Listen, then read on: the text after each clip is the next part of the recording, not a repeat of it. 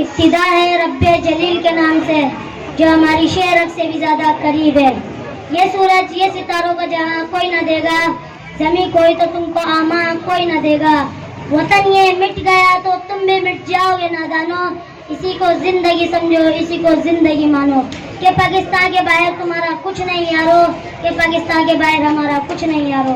صدر اعلیٰ مرتبت میں جب تاریخ کا مطالعہ کرتا ہوں تو خود کو کئی برس پیچھے محسوس کر کے میں دیکھتا ہوں.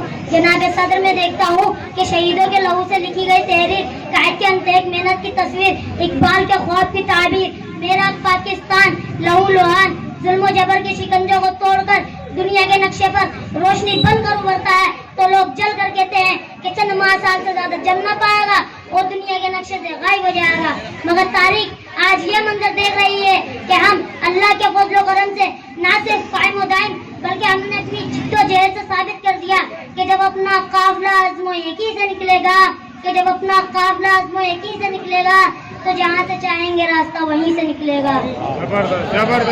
صدر علی وقار ہم اور معاذ پر ثابت قدم رہے اور ترقی کی منازل طے کرتے آگے آگے اور آگے بڑھتے چلے گئے.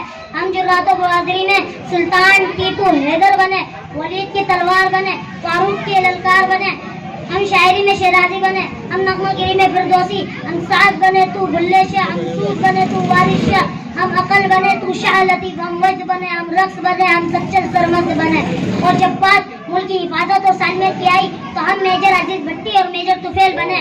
ہم قائد کے سپہ سالار بنے, دشمن کے لیے ایک للکار بنے. ہماری افواج آج بھی اپنی سرحدوں پر سیسے پلائی دیواریں بن کر کھڑی ہیں اور دشمن کو یہ پیغام دے رہی ہے کہ ہم وہ قوم ہیں جو جڑ سے جبل مٹاتی ہے, ظالم کو مار بھگاتی ہے.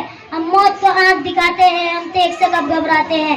اقبال نے بھی فرمایا ہے ہم توپ سے بھی لڑ جاتے ہیں.